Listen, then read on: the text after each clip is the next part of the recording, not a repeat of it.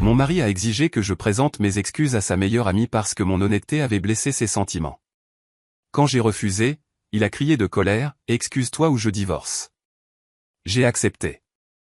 Je suis allé chez elle, je l'ai regardée dans les yeux et, devant son mari, j'ai dit quelque chose qui leur a fait comprendre à tous les deux pourquoi les femmes comme moi ne s'inclinent jamais devant la vérité. Excuse-toi auprès de Scarlett ou je divorce. Mon mari, Mason, se tenait dans notre salon, les bras croisés, lançant cet ultimatum comme s'il négociait un contrat d'affaires au lieu de menacer de mettre fin à notre mariage de 5 ans. Son visage arborait cette expression que je n'avais que trop bien apprise à connaître au cours des derniers mois. Celle qui disait que j'étais déraisonnable, jalouse, impossible à vivre. Celle qui me faisait douter de ma propre santé mentale même lorsque je savais que j'avais raison. Avant de continuer, je tiens à vous remercier de vous joindre à moi pour partager des histoires sur la vérité et la défense de soi. Si vous croyez que l'honnêteté est plus importante que de maintenir la paix à tout prix, veuillez envisager de vous abonner. C'est gratuit et cela nous aide à toucher plus de personnes qui ont besoin d'entendre cela. Maintenant, voyons comment cela se déroule. Je l'ai regardé fixement, cet homme que j'avais promis d'aimer et de chérir, et j'ai réalisé que je ne le reconnaissais plus. Ou peut-être que je ne l'avais jamais vraiment connu. Parce que le maçon que je pensais avoir épousé n'exigerait pas que je m'excuse auprès de sa meilleure amie pour le crime d'avoir remarqué leur relation inappropriée. Le maçon que je pensais avoir épousé ne me manipulerait pas pour me faire croire que j'étais le problème alors que sa liaison émotionnelle avec Scarlett Pierce se déroulait sous mon nez depuis des années. Tu veux que je m'excuse auprès d'elle ? J'ai entendu ma propre voix, plus calme que ce que je ressentais à l'intérieur. Pourquoi exactement ? Pour l'avoir traité avec méfiance et froideur depuis le jour où tu l'as rencontré ? Pour l'avoir fait se sentir mal accueilli dans nos vies ? Pour être si jalouse que tu ne peux pas accepter que j'ai une amitié significative en dehors de notre mariage. La voix de Mason s'élevait à chaque accusation, comme s'il était la victime ici. Scarlett n'a été que gentille avec toi et tu as blessé ses sentiments avec ton attitude constante. Elle mérite des excuses et si tu ne peux pas les lui présenter, alors je ne sais pas si je peux rester dans ce mariage. Quelque chose a changé en moi à ce moment-là. Pas exactement un chagrin d'amour, bien que cela viendrait plus tard. Ce que j'ai ressenti, c'était une clarté, froide et tranchante comme une lame. Mais je m'avance un peu. Laissez-moi vous ramener au début, à l'époque où je croyais encore en la vie que Mason et moi construisions ensemble. Je m'appelle Aria Montgomery et pendant 5 ans, j'ai sincèrement cru avoir un mariage solide. Nous nous sommes rencontrés lors d'un barbecue d'été organisé par des amis communs, par l'un de ces parfaits après-midi de juillet où tout semblait possible. Mason se tenait près de la glacière quand je me suis approché, et il m'a regardé avec ce sourire sincère qui m'a fait oublier que j'étais censé jouer la carte de l'indifférence. Nous avons parlé pendant 3 heures d'affilée ce jour-là, assis sur les marches du porche arrière tandis que la fête continuait autour de nous. Il m'écoutait parler de mon travail de graphiste. Il posait des questions pertinentes sur mon processus créatif. Il m'a parlé avec un réel enthousiasme de la gestion des opérations dans une entreprise de logistique de taille moyenne, pas avec cet intérêt fin que certains hommes utilisent comme prétexte jusqu'à ce qu'ils puissent à nouveau parler d'eux-mêmes. Ce qui m'a séduite, c'est son attention aux détails. Lors de notre premier vrai rendez-vous, il s'est souvenu que je prenais mon café avec juste un nuage de crème et sans sucre. Il m'a surprise avec des rendez-vous en librairie parce que j'avais mentionné que j'aimais l'odeur des livres neufs et l'atmosphère calme. Il m'a fait me sentir vu comme jamais auparavant, comme s'il était réellement intéressé par qui j'étais plutôt que par ce qu'il voulait que je sois. Notre mariage a eu lieu 2 ans plus tard. Nous l'avons gardé petit et significatif, organisé dans un jardin avec des guirlandes lumineuses enroulées autour de vieux chênes et des fleurs sauvages dans des bocaux maçons sur chaque table. Nous n'avons invité que la famille proche et les amis, le genre de cérémonie intime où l'on reconnaît tout le monde et où l'on peut avoir de vraies conversations au lieu de faire la queue pour les félicitations. Je portais une simple robe ivoire que j'avais trouvée dans une boutique du centre-ville. Mason a pleuré pendant ses vœux. Ma mère m'a prise à part pendant la réception et m'a dit qu'elle ne m'avait jamais vue aussi heureuse. Nous nous sommes installés dans notre appartement de 2 chambres dans un quartier calme où les enfants faisaient encore du vélo sur les trottoirs et où les voisins se connaissaient par leur nom. Je travaillais de chez moi en tant que graphiste indépendante, ce qui me donnait la flexibilité de gérer mon propre emploi du temps. Mason se rendait au centre-ville à son entreprise de logistique tous les matins à 7 h et rentrait vers 18 h la plupart des soirs. Nous partagions les factures équitablement. Nous cuisinions ensemble le week-end, expérimentant de nouvelles recettes et riant quand les choses tournaient mal. Nous parlions d'acheter une maison un jour, peut-être d'avoir des enfants, et certainement de voyager davantage une fois que nous aurions économisé assez. La vie semblait stable, prévisible, confortable de toutes les manières que l'on m'avait appris à valoriser. Je pensais savoir exactement qui j'avais épousé et à quoi ressemblerait notre avenir. En y repensant maintenant, je réalise que je vivais dans une illusion soigneusement construite où je ne voyais que ce que Mason voulait que je voie. L'illusion a commencé à se fissurer environ 6 mois après notre mariage, lorsque Mason est rentré du travail un soir avec une excitation visible qui émanait de lui. Il m'a fait asseoir sur notre canapé et m'a annoncé que sa meilleure amie de l'université, Scarlett, revenait en ville après avoir travaillé pendant des années dans la vente de produits pharmaceutiques dans un autre État. Il l'a décrite avec une sorte de chaleur nostalgique qui semblait initialement innocente, de la manière dont on parle des amis qui ont marqué notre jeunesse. Scarlett était brillante, disait-il. L'une de ces personnes naturellement charismatiques qui pouvaient vendre n'importe quoi à n'importe qui et leur faire sentir reconnaissant de l'opportunité. Elle avait été son amie la plus proche pendant leurs 2 dernières années d'université, faisant partie d'un groupe soudé qui avait veillé tard, résolvant les problèmes du monde et se promettant de rester en contact pour toujours, comme le font les jeunes de 20 ans. J'étais sincèrement heureuse pour Mason. Tout le monde a besoin de bons amis, surtout de ceux qui vous ont connu avant que vous ne deveniez la personne que vous êtes maintenant. J'avais mes propres amis d'université éparpillés dans différents États, des gens à qui j'envoyais des textos régulièrement et que je rendais visite quand c'était possible. Avoir Scarlett à proximité serait bon pour lui, pensais-je. Il avait récemment mentionné se sentir déconnecté de ses anciens amis, regrettant la camaraderie facile des gens avec qui il partageait une histoire. Quand j'ai finalement rencontré Scarlett lors d'un dîner que Mason avait organisé dans un restaurant du centre-ville, elle était exactement comme il l'avait décrite, élégante et confiante, comme les représentants pharmaceutiques apprennent à l'être, habillée professionnellement même pour un vendredi soir décontracté, avec des cheveux méchés coiffés en vagues lâches et des bijoux qui témoignaient de son succès sans être ostentatoire. Elle avait ce sourire étudié qui vient d'années de réunions avec des clients, chaleureux mais légèrement impersonnel, le genre qui vous fait sentir bienvenu mais pas nécessairement vu. Elle était attirante d'une manière soigneusement entretenue.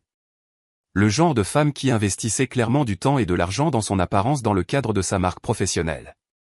Ce qui m'a immédiatement frappé, c'est la facilité avec laquelle Scarlett et Mason ont retrouvé leur rythme en quelques minutes.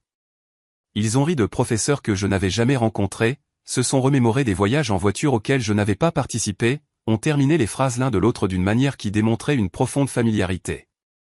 J'étais assise là, souriant et hochant la tête, essayant de participer lorsque la conversation se tournait brièvement vers moi, mais me sentant surtout comme une observatrice assistant à une réunion dont je ne faisais pas partie. Ce n'était ni hostile ni délibérément exclusif. C'était simplement que leur histoire commune créait un langage que je ne parlais pas, des références que je ne comprenais pas, des blagues internes qui nécessitaient de longues explications pour avoir un sens pour un étranger. Le mari de Scarlett, Elia, était là aussi. Un homme calme qui travaillait comme comptable et semblait tout aussi périphérique à la conversation.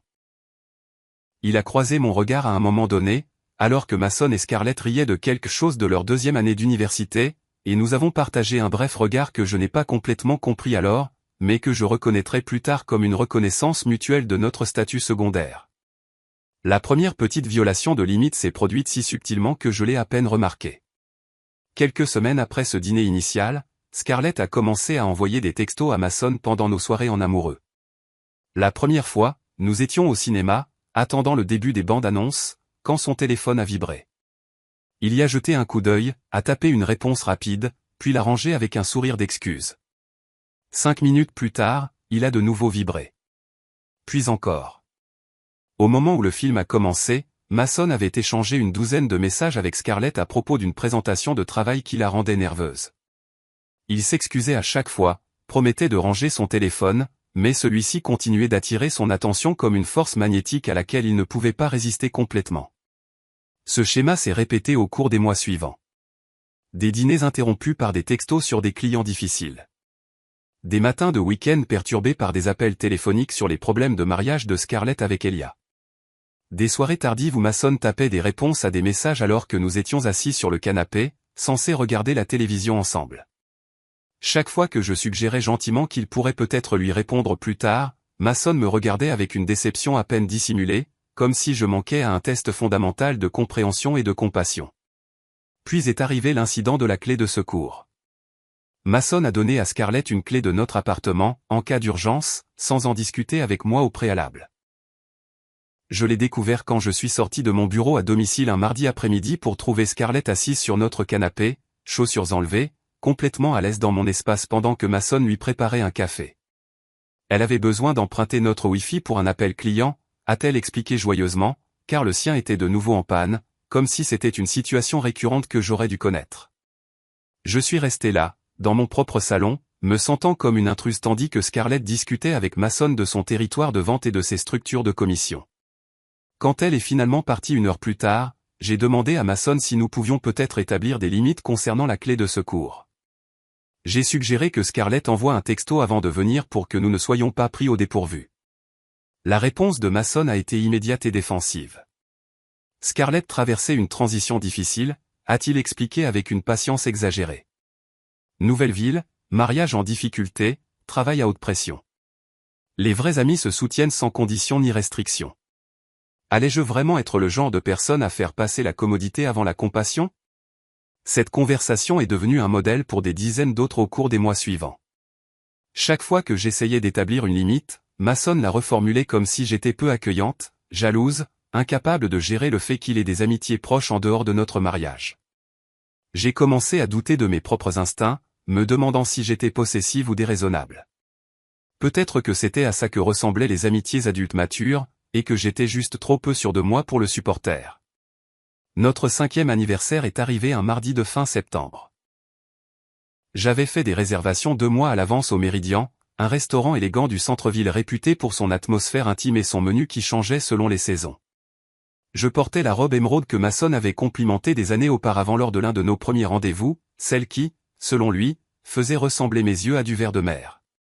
J'avais soigneusement planifié toute la soirée, dîner, puis une promenade le long de la rivière où nous avions eu l'une de nos premières vraies conversations. Puis retour à la maison où un cadeau attendait, un album photo relié en cuir que j'avais commandé, documentant notre relation depuis ce premier barbecue jusqu'à notre mariage et notre vie de couple. Nous étions à mi-chemin de nos entrées lorsque le téléphone de Mason a commencé à vibrer sans cesse. 1 fois, 2 fois, 5 fois de suite. Chaque notification fracturait un peu plus son attention jusqu'à ce qu'il soit à peine présent, ses yeux rivés sur l'écran pendant que j'étais assise en face de lui, me regardant devenir invisible en temps réel. C'est là que j'ai prononcé ces mots. Mason, c'est notre anniversaire. Et c'est là qu'il a levé les yeux avec une confusion sincère et a dit que Scarlett traversait une crise. Qu'il lui faisait juste savoir qu'elle n'était pas seule. Mais j'étais seule, assise en face de mon mari dans un restaurant cher, lors de ce qui aurait dû être l'une des soirées les plus importantes de notre année, pendant qu'il apportait un soutien émotionnel à une autre femme. L'ironie était suffocante, amère dans ma bouche, se mélangeant à la nourriture que je pouvais à peine avaler.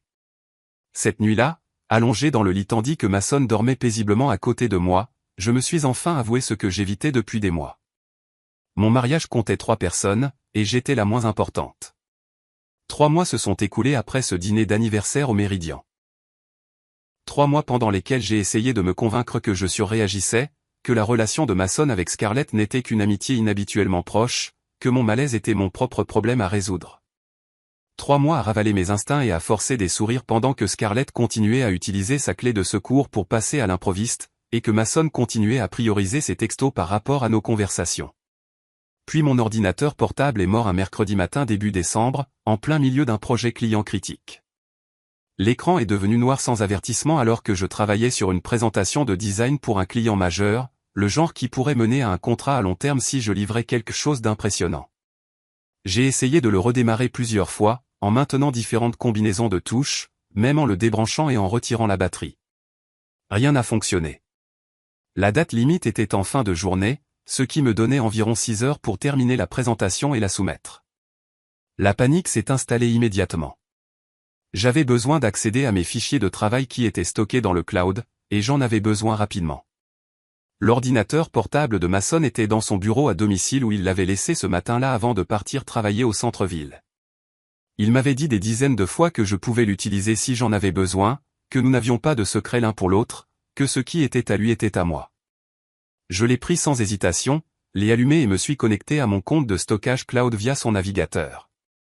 Les fichiers de la présentation se sont chargés rapidement, et je me suis replongé dans le travail, courant contre la montre pour terminer la mise en page complexe que j'étais en train de construire.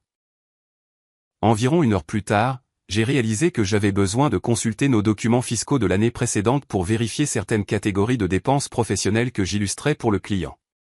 Masson gardait tous nos documents financiers organisés dans des dossiers sur son ordinateur portable puisqu'il s'occupait de la plupart de nos formalités administratives. J'ai ouvert son explorateur de fichiers et j'ai navigué jusqu'à l'endroit où il gardait habituellement nos documents partagés.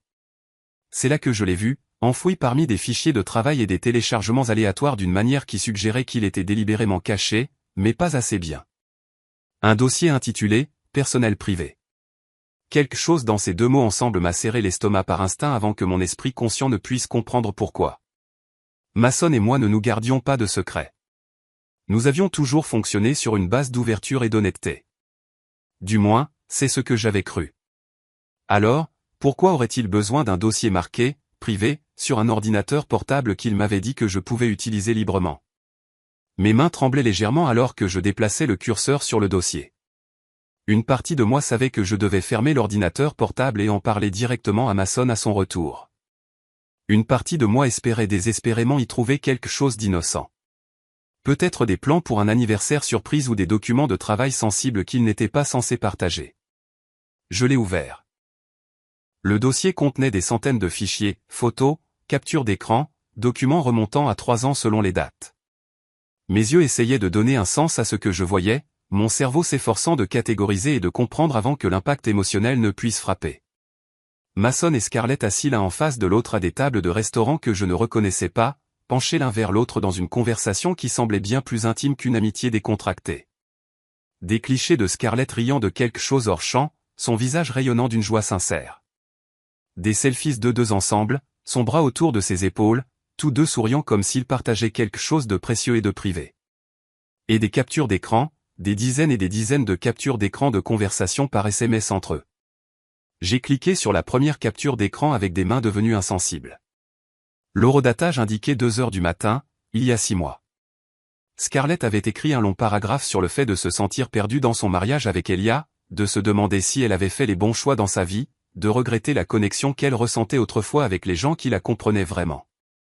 La réponse de Masson était tout aussi longue, validant chaque sentiment qu'elle avait exprimé, partageant ses propres pensées sur les chemins non empruntés et les connexions qui transcendent les limites de l'amitié normale. J'ai ouvert une autre capture d'écran, celle-ci datant d'1 an, tard dans la nuit encore. Scarlett écrivait qu'elle ne pouvait pas dormir parce qu'elle n'arrêtait pas de penser à différentes versions de sa vie, à différents choix qu'elle aurait pu faire. Masson répondait avec compréhension et ses propres confessions sur le fait de se demander, et si, d'avoir des regrets qu'il ne pouvait pas entièrement articuler à la plupart des gens. L'échéance de mon client était complètement oubliée maintenant. J'étais assise, figée au bureau de Masson, cliquant sur capture d'écran après capture d'écran, regardant une relation cachée se dérouler en détail. Ce n'étaient pas des échanges amicaux sur les plans du week-end ou des conseils de travail. C'étaient des confessions émotionnelles, des conversations intimes tard dans la nuit où deux personnes partageaient leurs sentiments les plus profonds, leurs regrets et leurs désirs.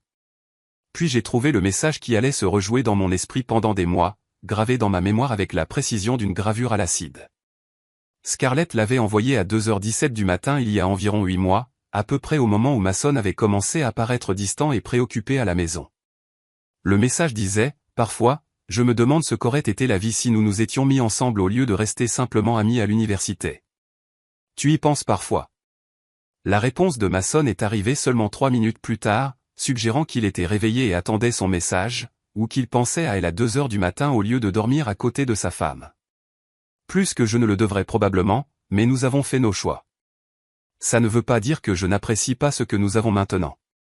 J'ai lu ces mots 3 fois, 4 fois, 5 fois, espérant à chaque fois qu'il se réorganiserait en quelque chose de moins dévastateur, quelque chose qui pourrait être expliqué comme une amitié innocente.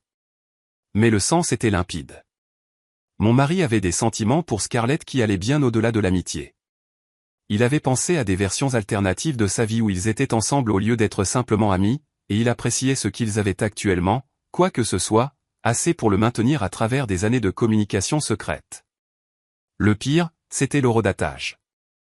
2h20 du matin. Pendant que je dormais dans notre lit, probablement préoccupé par un projet de travail ou une tâche ménagère, Masson était éveillé, engagé dans une intimité émotionnelle avec une autre femme, discutant de relations romantiques hypothétiques qu'ils auraient pu avoir ensemble.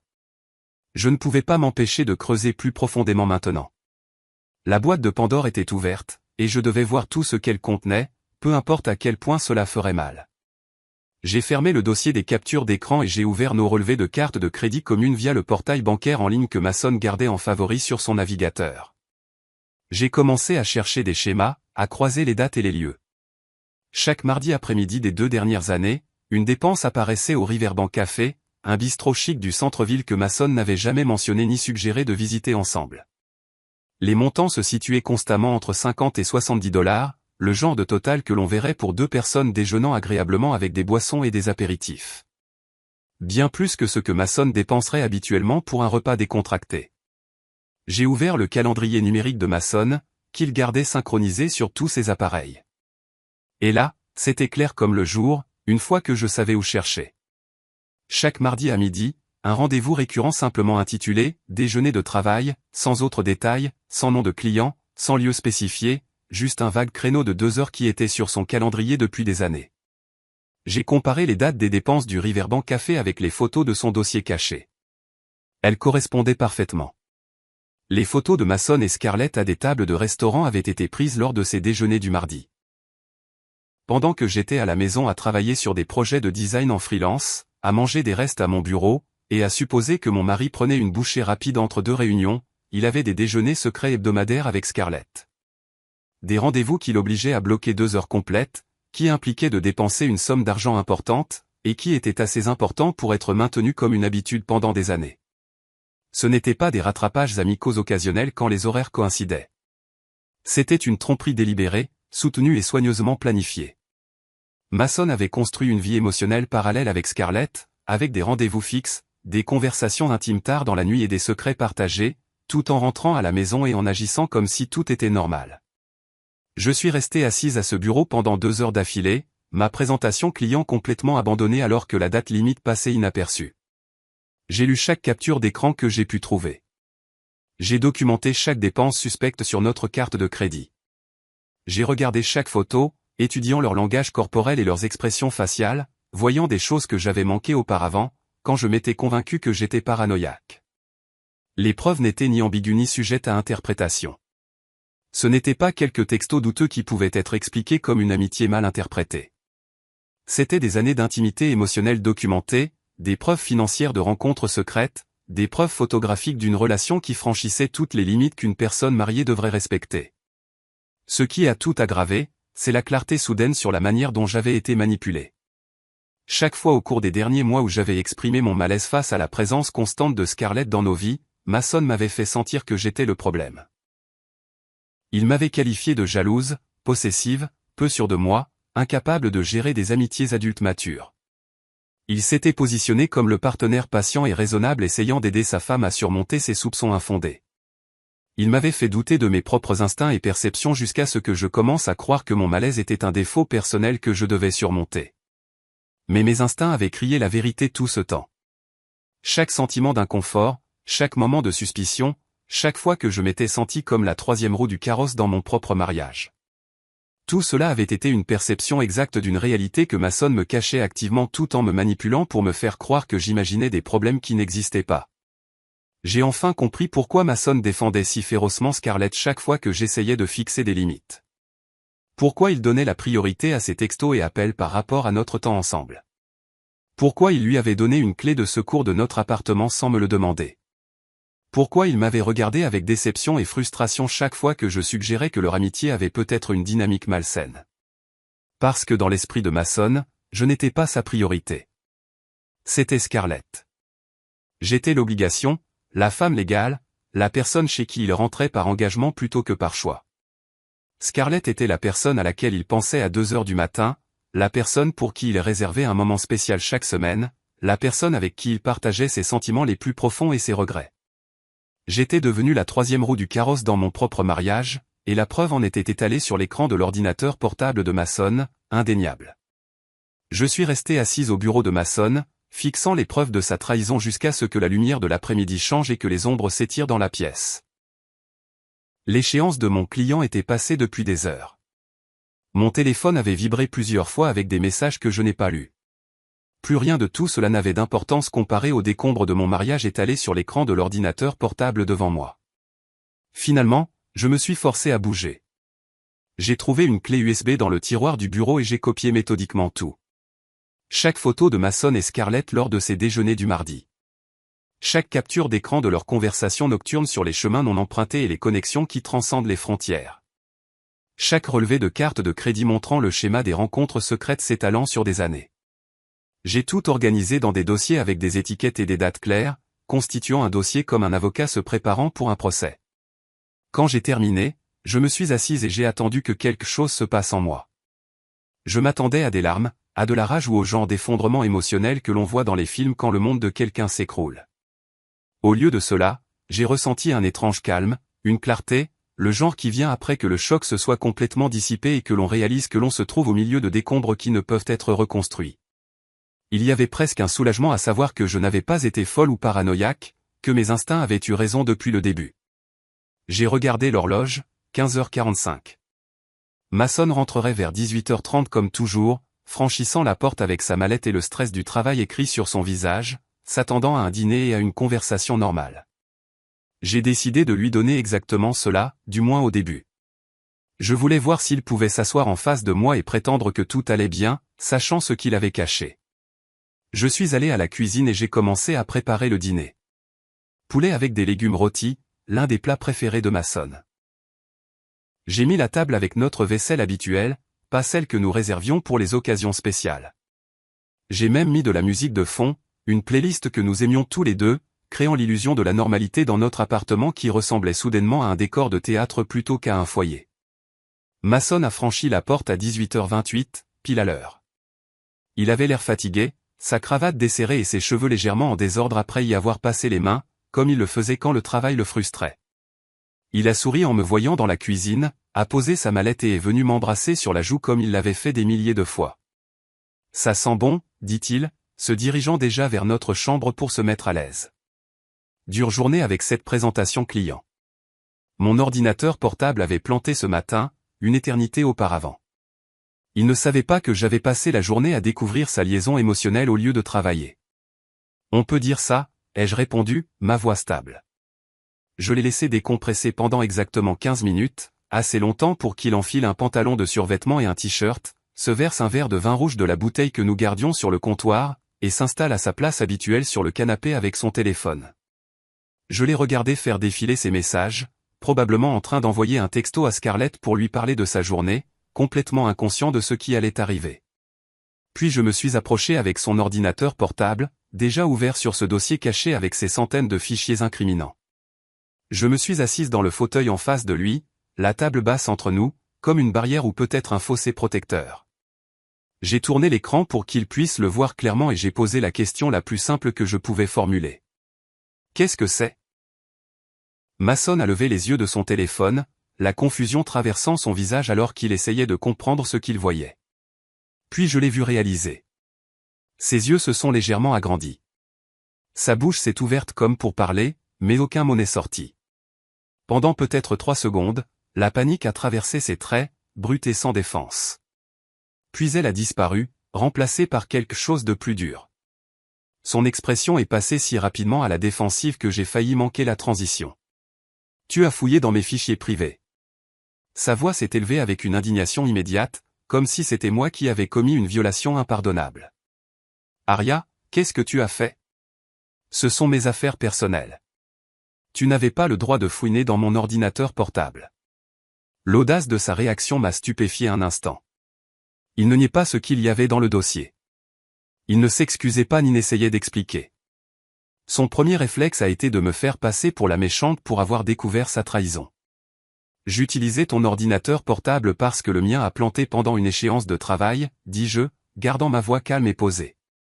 Je devais accéder à nos documents fiscaux et j'ai trouvé un dossier intitulé « Privé » qui contenait les preuves d'une liaison émotionnelle de plusieurs années avec Scarlett. Alors, oui, je l'ai regardé et maintenant je te demande de l'expliquer. Mason a posé son verre de vin avec plus de force que nécessaire. Il n'y a rien à expliquer. Tu interprètes mal une amitié parce que tu n'as jamais été capable de supporter que je sois proche de Scarlett. C'est exactement le genre de comportement jaloux avec lequel j'essaie d'être patient depuis des mois. Je sentis quelque chose de froid s'installer dans ma poitrine. Il allait vraiment essayer de me manipuler alors que les preuves se trouvaient entre nous sur l'écran de son ordinateur portable. Mason, j'ai lu les messages textes. J'ai vu les photos de vos déjeuners secrets du mardi. J'ai trouvé les frais de carte de crédit au Riverbank Café chaque semaine pendant 2 ans. Ce n'est pas moi qui interprète mal une amitié. C'est toi qui as une liaison émotionnelle et qui ment à ce sujet. Ce n'est pas une liaison. Mason s'est levé, arpentant la pièce maintenant, sa voix prenant ce ton exaspéré qu'il utilisait pour expliquer quelque chose qu'il pensait devrait être évident. Scarlett et moi sommes des amis proches. Nous le sommes depuis l'université. Oui, nous parlons de choses profondes. Oui, nous nous voyons pour le déjeuner régulièrement. C'est à ça que ressemble une véritable amitié, Arya. Une connexion profonde, une honnêteté émotionnelle, un soutien mutuel. Ce n'est pas parce que tu n'as pas d'amitié comme ça que ça veut dire qu'elles sont inappropriées. Chaque phrase était une déviation soigneusement construite, recadrant sa trahison comme mon inadéquation. J'avais déjà entendu ces tactiques, mais jamais de manière aussi flagrante. Jamais alors que des preuves tangibles se trouvaient entre nous, prouvant qu'il mentait. Elle t'a envoyé un texto à 2 heures du matin pour te demander si tu avais déjà pensé à ce qu'aurait été la vie si vous vous étiez mis ensemble au lieu de rester amis. Dis-je, ma voix plus dure maintenant. Tu as répondu que tu y pensais plus que tu ne le devrais probablement. Ce n'est pas de l'amitié, Mason. C'est de l'infidélité émotionnelle. Tu déformes les choses. Il a arrêté de faire les 100 pas et s'est tourné vers moi, tu prends des conversations privées hors contexte et tu construis un récit dans ta tête parce que tu es peu sûr de toi concernant mes amitiés. Scarlett et moi parlons parfois de scénarios hypothétiques. Cela ne signifie pas que quelque chose d'inapproprié se passe. La dispute a duré 2 heures, tournant autour des mêmes points, Mason déviant et recadrant chaque preuve que je présentais. Il avait une explication pour tout. Les textos de fin de soirée n'étaient que des amis se soutenant mutuellement dans les moments difficiles. Les déjeuners secrets étaient des rattrapages réguliers qu'il ne mentionnait pas parce qu'il savait que je réagirais mal. Les conversations intimes étaient normales pour des personnes qui avaient une histoire et une profonde compréhension l'une de l'autre. Chaque fois que je soulignais comment son comportement avait franchi les limites, il répliquait que c'était moi qui avais un problème. J'étais trop jalouse pour gérer des amitiés adultes matures, trop possessive pour accepter qu'il ait des liens significatifs en dehors de notre mariage, trop peu sûre de moi pour croire que des hommes et des femmes pouvaient être proches sans que ce soit romantique. J'étais épuisé de défendre la réalité contre sa version révisée. J'avais mal à la tête à cause de la logique circulaire et de la déviation constante. Mais j'ai continué à insister parce que j'avais besoin de l'entendre reconnaître la vérité. J'avais besoin qu'il arrête de mentir et qu'il assume enfin la responsabilité de ce qu'il avait fait. C'est alors que Mason a fait la déclaration qui allait sceller le sort de notre mariage. Il se tenait au milieu de notre salon, les bras croisés et la mâchoire serrée de détermination. Sa voix a pris ce ton condescendant que j'avais appris à reconnaître au cours des derniers mois. Celui qui suggérait qu'il était l'adulte faisant face à un enfant difficile. Si quoi que ce soit, Arya, c'est toi qui dois des excuses à Scarlett. Les mots sont restés en suspens entre nous. Je l'ai regardée, sincèrement choquée au point de rester silencieuse. Elle n'a été que gentille avec toi au fil des ans, a poursuivi Mason, s'échauffant dans son argumentation. Elle a essayé de t'inclure, d'être amicale, et tu l'as traitée avec méfiance et froideur depuis le jour où tu l'as rencontrée. Elle sait que tu ne l'aimes pas. Elle m'a dit que ça la blessait, la façon dont tu agis avec elle. Comment tu essaies toujours de limiter notre amitié. Il faisait vraiment ça. Il essayait vraiment de faire de sa partenaire de liaison émotionnelle la victime et de moi l'agresseur qui devait s'excuser. Tu veux que je m'excuse auprès d'elle? J'ai entendu ma propre voix, étrangement calme, malgré la rage qui montait en moi. Pourquoi exactement? Pour avoir remarqué que mon mari avait une liaison émotionnelle? Pour être mal à l'aise avec des limites inappropriées? Pour avoir fait confiance à mes instincts alors que tu as passé des mois à essayer de me convaincre qu'ils étaient faux? Pour être jalouse et possessive et incapable de gérer que j'ai des amitiés proches? La voix de Mason s'est élevée à chaque mot. Pour avoir fait en sorte que Scarlett se sente mal accueillie et jugée alors qu'elle n'a rien fait de mal. Elle mérite des excuses, et si tu ne peux pas les lui présenter, alors je dois sérieusement reconsidérer ce mariage. La pièce est devenue absolument silencieuse après ces mots. Même la musique de fond semblait s'estomper. Mason se tenait là, les bras croisés et l'expression figée, croyant clairement qu'il détenait tout le pouvoir en cet instant.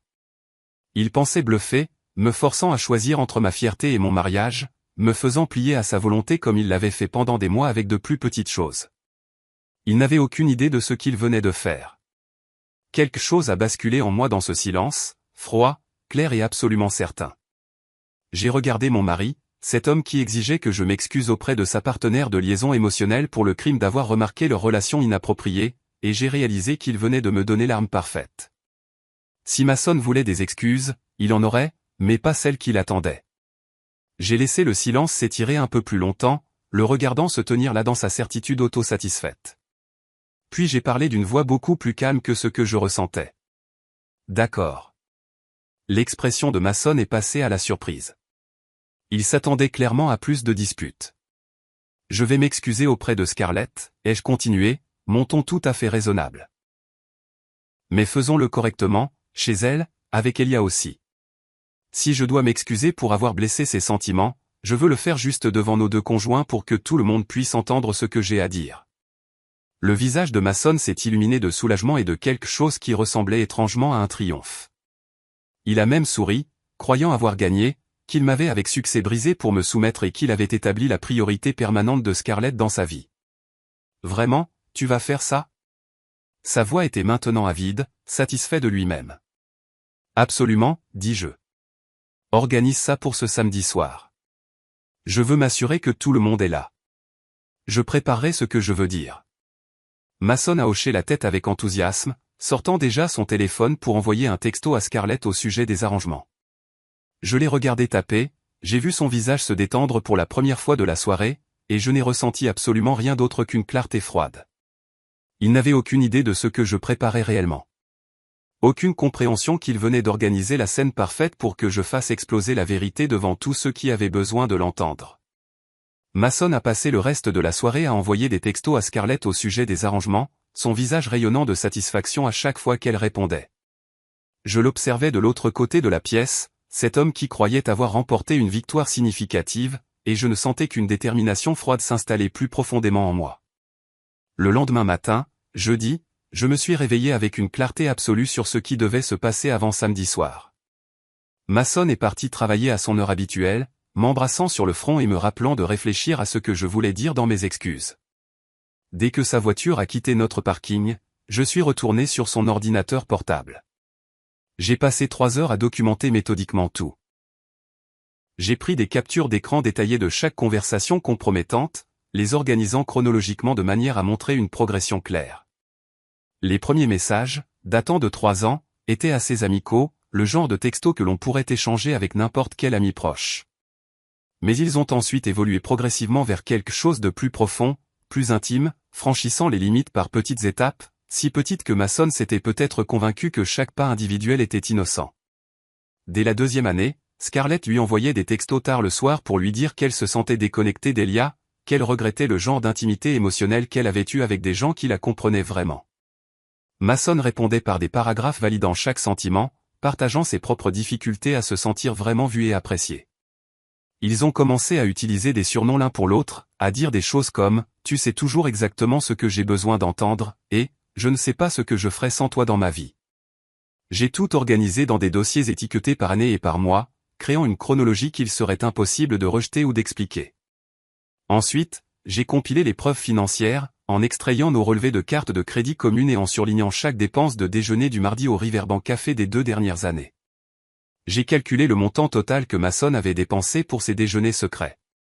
Plus de 7 000 $ pour des repas avec une autre femme alors que nous étions censés économiser pour un acompte sur une maison. Puis j'ai trouvé quelque chose qui m'a retourné l'estomac d'une manière différente. Enfoui dans la boîte de réception de Masson se trouvaient des reçus de cadeaux qu'il avait achetés pour Scarlett. Une écharpe en soie de créateur de chez Nordstrom pour son anniversaire l'année dernière, 250 $. Une bouteille de vin français cher pour sa promotion il y a 6 mois, 180 $. Des fleurs livrées à son bureau de vente pharmaceutique lorsqu'elle a conclu un contrat majeur, 75 $ avec une carte qui disait « J'ai toujours su que tu pouvais le faire. Si fier de toi ». Ce n'étaient pas des gestes amicaux désinvoltes. C'était le genre de cadeau que l'on achète à quelqu'un avec qui l'on est impliqué romantiquement, quelqu'un dont les réussites et les jalons comptent profondément pour vous. Les messages des cartes étaient affectueux d'une manière qui franchissait toutes les limites professionnelles et platoniques. J'ai tout imprimé, créé des sauvegardes numériques sur 3 comptes de stockage cloud distincts auxquels Mason n'avait pas accès, et j'ai même enregistré des copies sur 2 clés USB différentes que j'ai cachées à des endroits séparés. Je ne prenais aucun risque qu'il puisse supprimer ou manipuler des preuves avant la confrontation de samedi. Jeudi après-midi, j'avais constitué un dossier béton. Mais il me restait encore une chose à faire. Quelque chose qui demandait un courage que je n'étais pas tout à fait sûr de posséder. Je devais appeler Elia Pierce. Je me suis assise à notre table de cuisine, fixant mon téléphone pendant 10 minutes avant de finalement trouver ses coordonnées. Mason les avait enregistrées dans nos contacts partagés pour toutes les fois où nous avions coordonné des dîners en couple et des rencontres sociales. J'avais probablement parlé directement à Elia moins d'une douzaine de fois au cours de toutes les années où je l'avais connu. Il était calme, réservé, le genre de personne qui observait plus qu'elle ne participait aux conversations. Mais j'avais vu quelque chose dans ses yeux lors de ces rassemblements, surtout ces derniers mois. Une sorte de conscience résignée qui suggérait qu'il en savait plus qu'il ne le disait. Le même regard que j'avais probablement moi-même avant de trouver les preuves concrètes. Mon doigt a plané au-dessus du bouton d'appel. Une partie de moi se demandait si cela allait trop loin, si je devais simplement laisser la confrontation de samedi se produire sans l'impliquer au préalable. Mais une autre partie de moi, celle qui avait été manipulée et abusée psychologiquement pendant des mois, savait qu'Elia méritait la courtoisie d'un avertissement. Il méritait de savoir que son monde était sur le point de changer. J'ai appuyé sur « Appeler ». Il a répondu à la 3e sonnerie, sa voix professionnelle et légèrement perplexe. « Ici Elia. »« Salut Elia, c'est Aria Montgomery, la femme de Mason. » J'ai gardé ma voix stable et neutre. Il y a eu une brève pause. « Aria, est-ce que tout va bien ? Je t'appelle parce que Mason a organisé ma venue chez vous samedi soir pour présenter mes excuses à Scarlett. Il a insisté pour que les excuses se fassent devant vous deux, et je voulais m'assurer que tu serais à la maison pour ça. » Une autre pause, plus longue cette fois. Je pouvais presque l'entendre traiter les couches de sens sous mes mots. Quand il a repris la parole, sa voix avait changé, devenue plus alerte et concentrée. Je serai là.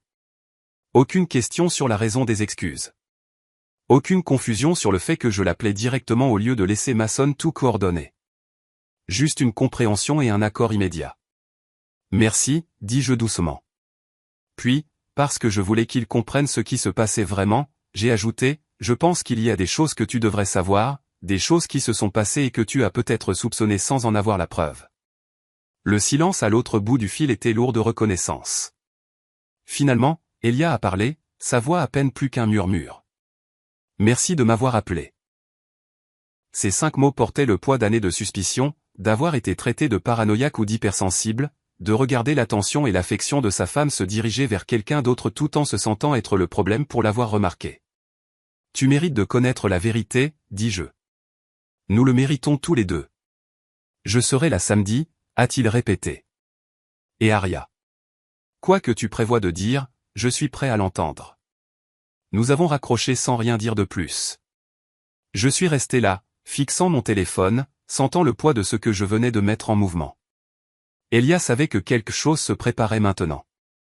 Il serait prêt, alerte, à l'affût de la vérité que j'étais sur le point de révéler. Pendant ce temps, Mason est rentré ce soir-là d'excellente humeur. Il avait apparemment déjeuné avec Scarlett ce jour-là, leur habituel mardi s'étant décalé au jeudi cette semaine pour des raisons d'horaire. Il a parlé avec enthousiasme de la gratitude de Scarlett pour mon accord de m'excuser, de ce que cela signifierait pour elle de mettre les choses au clair, et de comment cela renforcerait vraiment toutes nos relations à l'avenir. J'ai hoché la tête et souri tout en passant mentalement en revue les preuves que j'avais compilées. Vendredi, c'était la même chose. Mason m'a coaché à plusieurs reprises sur ce qu'il fallait dire pendant les excuses. Il avait même écrit des points sur son téléphone que je devais aborder. Reconnaître ma jalousie. Admettre que j'avais mal interprété leur amitié. Remercier Scarlett pour sa patience avec mes insécurités. Exprimer ma gratitude pour sa volonté de me donner une autre chance. Il a même suggéré que j'apporte une bouteille de vin cher en guise d'offrande de paix. Vraiment ? Montre-lui que tu es sérieuse dans ta démarche de réconciliation, a-t-il dit sincèrement. J'ai accepté tout. J'ai pratiqué les expressions faciales humbles qu'il suggérait. J'ai posé des questions de clarification sur le ton et le langage corporel pour lui faire croire que je me préparais sincèrement à livrer les excuses qu'il avait écrites. À chaque séance de coaching, la confiance de Masson grandissait visiblement. Ses épaules se détendaient. Il souriait plus facilement. Il avait réussi à dresser sa femme pour qu'elle se soumette publiquement, ce qui consoliderait la priorité permanente de sa partenaire de liaison émotionnelle dans sa vie. Vendredi soir, il m'a même serré dans ses bras en me disant qu'il était fier de moi d'être assez mature pour surmonter mes problèmes. Je l'ai serré en retour, sentant le poids inhabituel de la tromperie délibérée. Je n'avais jamais été doué pour mentir ou cacher mes sentiments, mais quelque chose avait changé en moi depuis la découverte de ce dossier caché sur son ordinateur portable. J'avais appris du maître. Cette nuit-là, je suis resté allongé à côté de Masson, l'écoutant respirer paisiblement, complètement inconscient que demain ferait exploser son monde soigneusement construit. Le sommeil ne venait pas. Mon esprit tournait en boucle sur ce que je prévoyais, l'examinant sous tous les angles, remettant en question mes propres motivations et méthodes. Étais-je en train de devenir vindicative? L'humiliation publique était-elle vraiment la réponse? Ou étais-je simplement blessé et en train de riposter de la manière la plus destructrice possible? Elia méritait-il vraiment de voir son mariage détruit devant des témoins? Ou aurais-je dû trouver une manière plus douce de lui dire la vérité? Mais chaque fois que le doute s'insinuait, je me souvenais de moments précis des derniers mois. Le visage de Masson illuminé par l'écran de son téléphone lors de notre dîner d'anniversaire, alors que j'étais assise, invisible, en face de lui. Les regards déçus qu'il m'avait lancés chaque fois que j'essayais de fixer des limites avec Scarlett. Le ton patient et condescendant qu'il utilisait pour expliquer pourquoi mon malaise face à leur relation était en fait mon propre échec personnel. La façon dont il m'avait fait douter de ma propre santé mentale et de mes instincts tout en entretenant une liaison émotionnelle cachée qui prouvait que j'avais eu raison depuis le début. J'ai pensé à toutes les femmes qui se taisent parce que dire la vérité met les autres mal à l'aise. Qui s'excusent d'avoir raison parce que c'est plus facile que de rester ferme. Qui endossent la responsabilité des trahisons des autres parce que c'est ce qu'on leur a appris à faire. Et j'ai réalisé que ce que je prévoyais n'était pas une vengeance mesquine. C'était la justice, la clarté, et le genre de vérité qui brise les mensonges confortables dans lesquels les gens vivent depuis trop longtemps. Quand l'aube a enfin traversé la fenêtre de notre chambre, peignant les murs d'une lumière dorée pâle, je me suis levé avec une certitude absolue. Je n'étais plus nerveuse. Je ne remettais plus ma décision en question. J'étais prête à présenter les excuses que Masson avait exigées, mais pas celles qu'il avait écrites. Le samedi était arrivé, et le soir, tout le monde connaîtrait enfin la vérité. Le samedi est arrivé avec un ciel clair et des températures qui appartenaient plus à début septembre qu'à fin octobre. J'ai passé la matinée à me déplacer dans notre appartement comme quelqu'un qui se prépare au combat. Bien que Masson ait interprété ma concentration silencieuse comme de la nervosité à propos des excuses, il n'arrêtait pas de me rassurer en disant que tout irait bien, que Scarlett était sincèrement impatiente de mettre les choses au clair, que cette soirée marquerait un nouveau départ pour nous tous. Je l'ai laissé croire ce qu'il voulait. À 17h, j'étais vêtu d'une simple robe bleu marine qui trouvait le juste équilibre entre le respect et la discrétion. Rien de trop formel qui pourrait suggérer que je faisais une production dramatique de tout ça. Rien de trop décontracté qui pourrait laisser entendre que je ne prenais pas les excuses au sérieux. Masson avait choisi la bouteille de vin cher ce matin-là, un millésime français qui coûtait plus que ce que nous dépensions habituellement pour une semaine de course. Il l'a emballée soigneusement et l'a placée dans un sac cadeau avec du papier de soie, la traitant comme une sorte d'offrande de paix qui scellerait notre réconciliation. Nous avons quitté notre appartement à 18h15 pour le trajet de 25 minutes jusqu'à la maison de Scarlett et Elia. Masson a insisté pour que nous prenions sa voiture et arrivions ensemble, présentant ce qu'il appelait un « front uni ». Il conduisait d'une main sur le volant, l'autre venant de temps en temps tapoter mon genou dans ce qu'il pensait probablement être un réconfort. Il a parlé tout le long du trajet de l'importance de ce geste, de sa fierté de me voir assez mature pour surmonter mes problèmes, de la façon dont notre mariage serait plus fort une fois ce passage difficile surmonté. Je regardais les rues de banlieue défiler par la fenêtre passager. Des maisons en briques, de petits jardins et des familles profitant de la soirée exceptionnellement chaude. Tout avait l'air si normal, si ordinaire. Des gens promenant leurs chiens, des enfants à vélo et quelqu'un lavant sa voiture dans une allée. Aucun d'entre eux n'avait la moindre idée que dans l'une de ces maisons d'apparence similaire, 4 vies étaient sur le point d'exploser d'une manière irréparable. Masson n'arrêtait pas de me jeter des regards pleins d'espoir, mêlés à une nervosité à peine dissimulée. Une partie de lui se demandait probablement si j'allais vraiment suivre le scénario d'excuses qu'il avait écrit ou si j'allais me défiler à la dernière minute et le mettre dans l'embarras. Je pouvais le voir scruter mon visage à la recherche de signes de rébellion ou de résistance. Cherchant toute indication que je pourrais dévier de la performance qu'il avait si soigneusement chorégraphiée. Je ne lui ai rien donné. Mon expression est restée neutre, peut-être légèrement anxieuse, comme quelqu'un pourrait l'être avant une conversation inconfortable mais nécessaire.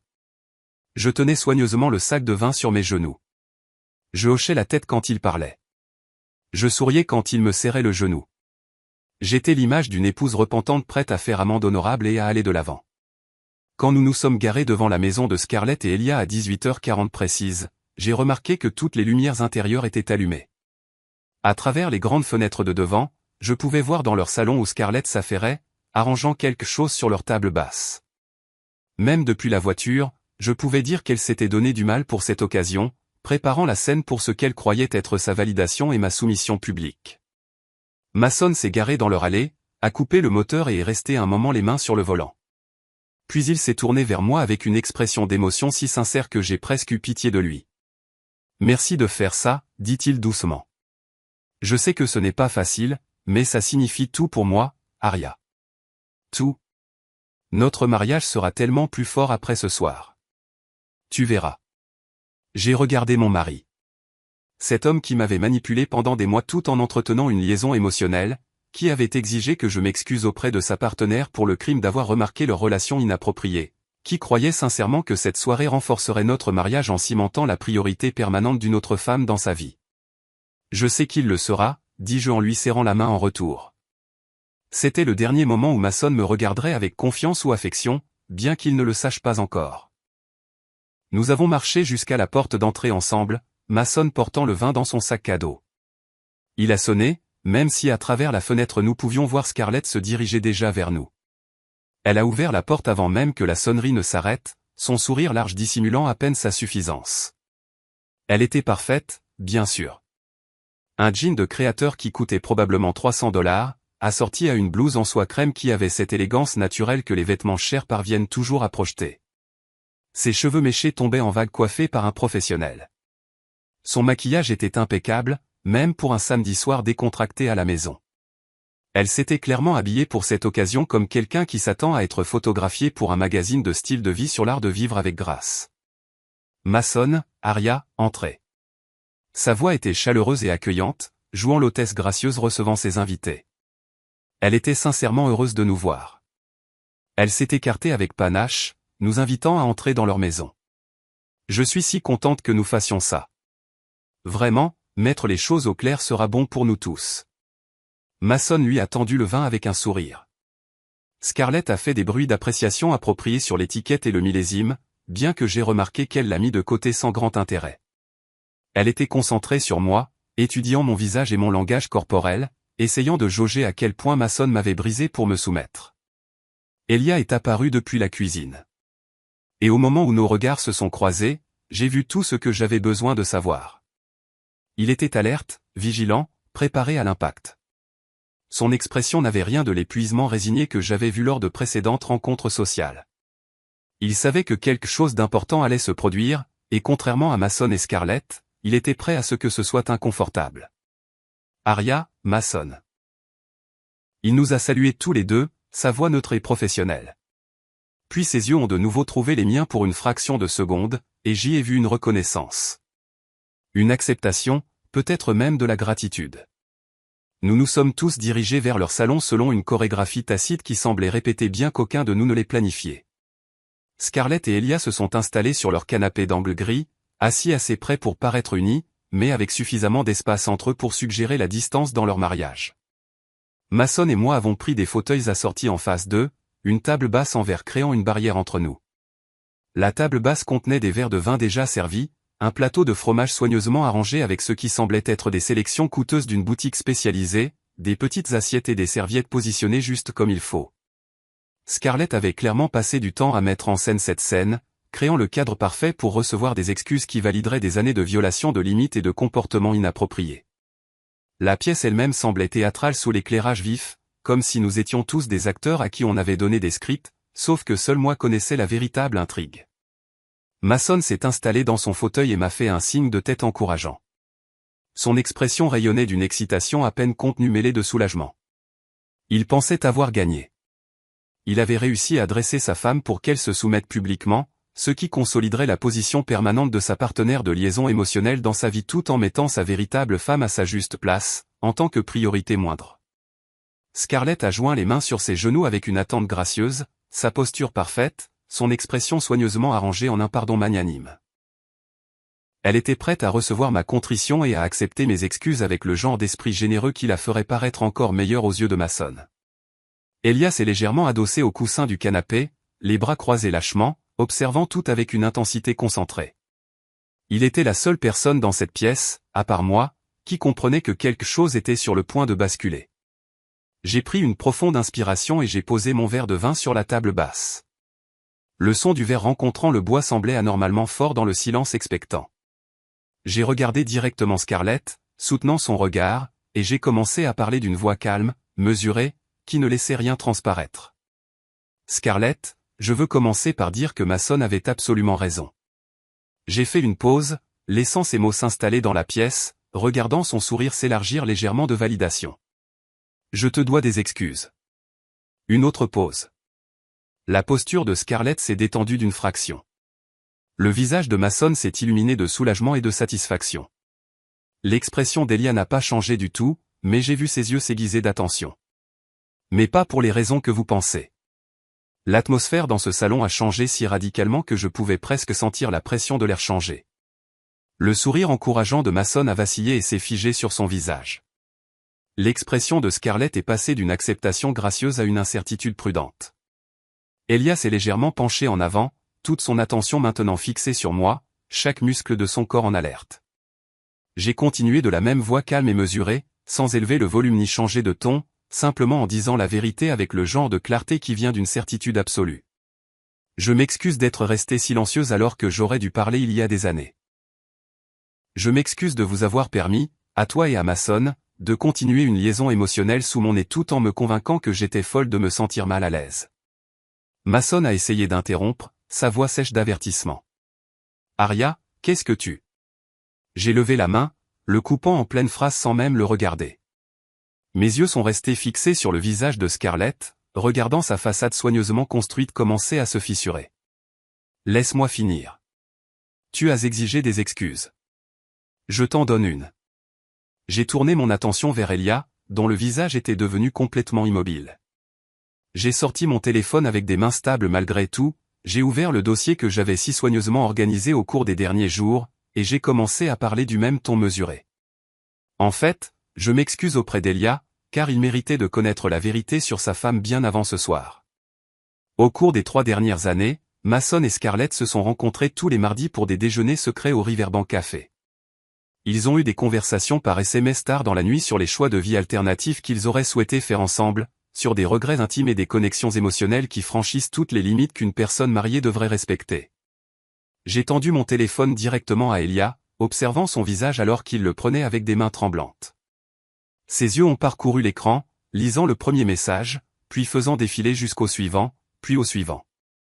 La couleur a complètement quitté son visage, au point qu'il semblait sur le point d'être malade.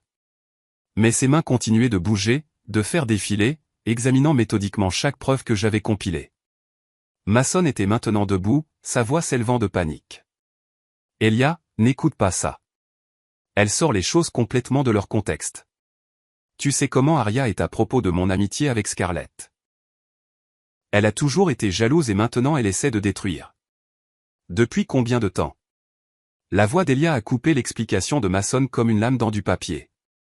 Il n'a pas élevé la voix. Il n'en avait pas besoin. La froideur de ces 2 mots a fait taire tout le reste dans la pièce. Il regardait toujours mon téléphone, faisant défiler les messages, mais sa question était dirigée vers Scarlett avec une précision absolue. La pièce est tombée dans un silence si complet que je pouvais entendre le tic-tac d'une montre de l'autre côté de la table basse. La bouche de Scarlett s'est ouverte et fermée plusieurs fois. Son expression parfaitement composée s'était maintenant complètement fissurée, des larmes se formant dans ses yeux soigneusement maquillés. Elle a d'abord essayé le déni réflexe, sa voix tremblante. Ce n'est pas ce que tu crois. Mason et moi sommes juste des amis proches. Nous avons toujours été proches. Il n'y a rien de physique entre nous. Rien d'inapproprié ne s'est réellement passé. Elia a finalement levé les yeux de mon téléphone, et l'expression sur son visage m'a même fait reculer d'un pas. Ce n'était pas de la rage exactement, bien qu'elle soit présente. C'était quelque chose de plus froid et de plus dévastateur. La reconnaissance, la justification. Des années de suspicion réprimée ayant enfin la permission de faire surface. Je ne t'ai pas demandé si tu avais couché avec lui, a dit Elia, sa voix toujours contrôlée mais portant un courant sous-jacent de fureur plus effrayant que des cris n'auraient pu l'être. Je t'ai demandé depuis combien de temps tu avais une liaison émotionnelle avec Mason tout en me faisant sentir fou de le remarquer. Le parallèle avec ma propre expérience était si parfait qu'il semblait orchestré. Nous avions tous les deux vécu le même cauchemar de manipulation psychologique, mais sous des angles différents et dans des mariages différents. On nous avait tous les deux dit que nous étions paranoïaques, peu sûrs de nous ou incapables de gérer des amitiés adultes matures. On nous avait tous les deux fait sentir que nous étions le problème pendant que nos conjoints entretenaient une relation inappropriée juste sous nos yeux. La façade soigneusement entretenue de Scarlett s'est complètement effondrée. Des larmes ont coulé sur ses joues, ruinant son maquillage parfait. Elia, s'il te plaît. Tu te méprends. Nous n'avons jamais voulu que. 3 ans. La voix d'Elia était maintenant plate, lisant les horodatage sur mon téléphone. Selon ses messages, cela dure depuis au moins 3 ans. 3 ans de déjeuner secret. 3 ans de conversations nocturnes sur le regret de tes choix de vie. 3 ans où tu lui as dit des choses que tu ne m'as jamais dites. Il a fait défiler plus loin, sa mâchoire se crispant en lisant. En voici un d'il y a 8 mois où Scarlett demande à Mason s'il pense parfois à ce qu'aurait été la vie s'ils s'étaient mis ensemble au lieu de rester amis. Et Mason répond qu'il y pense plus qu'il ne le devrait probablement. Mason avait retrouvé sa voix, mais au lieu de s'excuser ou de reconnaître la vérité, il s'est directement mis en mode gestion de crise. Il était maintenant debout, le visage rouge d'un mélange de colère et d'humiliation, me montrant du doigt comme si c'était moi qui avais commis une trahison impardonnable. Aria, tu détruis tout. Ce n'est pas ce que je voulais dire quand je t'ai demandé de t'excuser. Tu as déformé ce que je t'ai demandé de faire. Tu as sorti des conversations privées complètement de leur contexte, et tu les utilises comme des armes pour blesser des gens qui n'ont rien fait de mal. Sa voix s'est brisée de désespoir alors qu'il tentait de recadrer toute la situation, essayant de faire passer ma révélation de la vérité pour de la manipulation ou de la vengeance plutôt qu'une simple honnêteté. Il s'est tourné vers Elia avec les paumes vers le haut dans un geste d'apaisement, essayant de sauver quelque chose des décombres. Écoute, Elia, tu dois comprendre. Scarlett et moi sommes des amis proches depuis l'université. Nous avons une histoire ensemble. Oui, peut-être que nous parlons plus que des amis typiques. Peut-être que nous sommes plus connectés émotionnellement que certaines personnes pourraient le juger approprié. Mais rien de physique ne s'est jamais produit entre nous. Nous n'avons jamais franchi cette ligne. La jalousie d'Ariel a complètement déformé une amitié proche. Mais Elia n'écoutait pas la version révisée de Mason. Il faisait toujours défiler mon téléphone, lisant message après message où Mason et Scarlett franchissaient des limites qu'aucune explication ne pouvait justifier. Son expression devenait plus froide et plus fermée à chaque écran. Il est dit ici que tu lui as acheté une écharpe de créateur pour son anniversaire, dit Elia doucement, lisant les reçus par email que j'avais inclus. $250, et du vin cher pour sa promotion. Des fleurs envoyées à son bureau. Il leva les yeux vers Scarlett. Tu m'as dit que ces fleurs venaient d'un client reconnaissant. Les larmes de Scarlett coulaient maintenant librement. Elia, je peux expliquer. Combien? Elia la coupa. Combien d'argent Mason a-t-il dépensé pour toi au cours des 3 dernières années alors que tu me disais que nous devions faire plus attention à notre budget? Les tentatives de Mason pour contrôler le récit s'effondraient en temps réel. Les preuves parlaient plus fort que ses déviations, et Elia était clairement quelqu'un qui faisait plus confiance aux faits qu'aux explications. Je me suis levé lentement, lissant ma robe bleu marine et prenant mon sac à main pendant que Mason continuait ses explications désespérées à un public qui avait cessé d'écouter. Le moment était venu pour moi de partir, de m'éloigner de l'explosion que j'avais déclenchée et de la laisser consumer ce qui restait. J'ai regardé Mason directement, croisant ses yeux pour ce qui serait probablement la dernière fois avec une quelconque intimité ou connexion entre nous. Tu as exigé que je m'excuse pour avoir dit la vérité. Je viens de le faire. Tu m'as dit de le faire devant Elia. C'est fait. Tu m'as menacé de divorce si je n'obtempérais pas. Eh bien, Mason, considère ceci comme ma réponse à cette menace. Puis je me suis tourné vers Elia, dont l'expression s'était transformée en quelque chose de complexe. Une gratitude douloureuse mêlée de dévastation. La colère de la trahison mêlée au soulagement d'avoir enfin la preuve qu'il n'était pas faux. Je t'ai envoyé des copies de tout à ton adresse email. Toutes les captures d'écran, tous les relevés financiers, toutes les preuves dont tu as besoin pour prendre des décisions éclairées sur ton mariage. Tu mérites de connaître la vérité, et je suis sincèrement désolé de ne pas te l'avoir dit plus tôt. Mason m'a attrapé le bras alors que je me dirigeais vers la porte. Sa prise était assez forte pour faire mal, ses doigts s'enfonçant dans ma peau avec une force désespérée. Sa voix était passée de la colère à la supplication, prenant cette qualité désespérée de quelqu'un qui regarde son monde s'effondrer et qui se démène pour trouver une prise pour arrêter la chute. Tu ne peux pas juste partir. Nous devons en parler. Aria, s'il te plaît. Tu es ma femme. Nous pouvons surmonter ça si tu te calmes et que tu es raisonnable. Je me suis dégagé de son emprise avec plus de force que prévu, laissant des marques rouges là où ses doigts avaient été. Je l'ai regardé dans les yeux une dernière fois. Non, Mason, c'est avec ton avocat que tu dois parler, parce que j'en ai fini d'être l'épouse compréhensive dans un mariage à trois où j'étais toujours la personne la moins importante. Je me suis dirigé vers la porte sans me retourner. Derrière moi, je pouvais entendre Scarlett sangloter, son calme soigneusement entretenu complètement détruit. Je pouvais entendre les questions froides d'Elia continuer, sa voix contrôlée, mais portant ce courant sous-jacent de fureur. Je pouvais entendre les tentatives de plus en plus désespérées de Mason pour expliquer, justifier, pour sauver quelque chose des décombres. Mais plus rien de tout cela n'était mon problème. Je suis sorti dans l'air frais d'octobre et j'ai fermé la porte derrière moi, étouffant les bruits de leur mariage qui implosaient. La rue de banlieue était calme, paisible, en totale contradiction avec la dévastation que je venais de laisser derrière moi. J'ai sorti mon téléphone avec des mains tremblantes et j'ai appelé un VTC, mes doigts tâtonnant sur l'écran. Le chauffeur est arrivé en moins de 10 minutes. Je suis monté à l'arrière et je lui ai donné mon adresse, puis j'ai passé tout le trajet de 30 minutes à regarder par la fenêtre les rues de banlieue qui défilaient, les maisons avec les lumières allumées et les familles à l'intérieur. Des gens vivant leur samedi soir normaux, complètement inconscients que dans une maison d'apparence similaire, 4 vies venaient d'exploser de manière irréparable. Une partie de moi se demandait si je devais me sentir coupable de la dévastation que j'avais causée.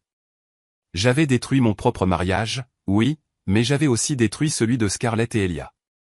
J'avais humilié Mason et Scarlett publiquement. J'avais donné à Elia des informations qui le hanteraient probablement pendant des années. Mais surtout, je me sentais soulagé, comme si j'avais enfin cessé de porter un poids dont je n'avais pas réalisé qu'il m'écrasait depuis si longtemps. Quand le VTC m'a déposé à notre immeuble, j'ai traversé le hall et suis monté à notre étage, me sentant comme si je me déplaçais dans un monde différent de celui que j'avais quitté ce matin. J'ai déverrouillé notre porte et je suis entré, et immédiatement l'espace m'a semblé différent, plus léger, en quelque sorte, moins suffocant. Les affaires de Mason étaient partout. Sa veste sur le crochet près de la porte. Ses chaussures alignées près de l'entrée. Son ordinateur portable toujours sur le bureau où j'avais tout découvert. Mais tout cela semblait temporaire maintenant, comme des artefacts d'une vie qui était déjà terminée.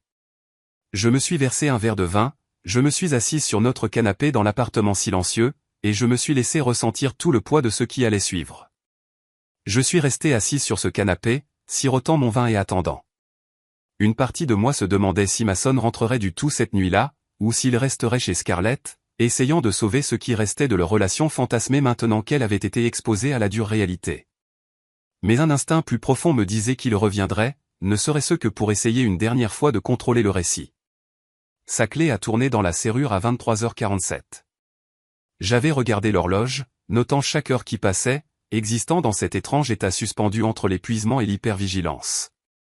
La porte s'est ouverte et Mason est entré. Et l'homme qui est entré dans notre appartement ne ressemblait en rien au mari confiant qu'il avait quitté 5 heures plus tôt. Son visage était ravagé, les yeux rouges et gonflés de ce qui devait être des pleurs, bien que je n'ai jamais vu Mason pleurer, sauf à notre mariage. Ses cheveux étaient en bataille là où il avait clairement passé ses mains à plusieurs reprises. Sa chemise était froissée et partiellement sortie de son pantalon. Il ressemblait à quelqu'un qui avait vieilli de 10 ans en une soirée. Il est resté dans l'embrasure de la porte, me fixant un long moment. Puis il a fermé la porte derrière lui avec un contrôle prudent et est entré dans le salon. L'expression sur son visage était quelque chose que je n'avais jamais vu auparavant. Un mélange de dévastation et de fureur, de chagrin et de rage, tous en compétition pour la domination sur ses traits. Comment as-tu pu faire ça? Sa voix est sortie brute, dépourvue de son ton confiant habituel. Comment as-tu pu m'humilier comme ça? Détruire mon amitié? Partager des conversations privées que tu n'avais aucun droit de voir en premier lieu. J'ai pris une autre gorgée de vin et je n'ai rien dit. J'avais dit tout ce qui devait être dit chez Scarlett. C'était maintenant au tour de Mason de faire face aux conséquences. Il a commencé à faire les 100 pas, ses mouvements saccadés et agités. Tu as violé ma vie privée.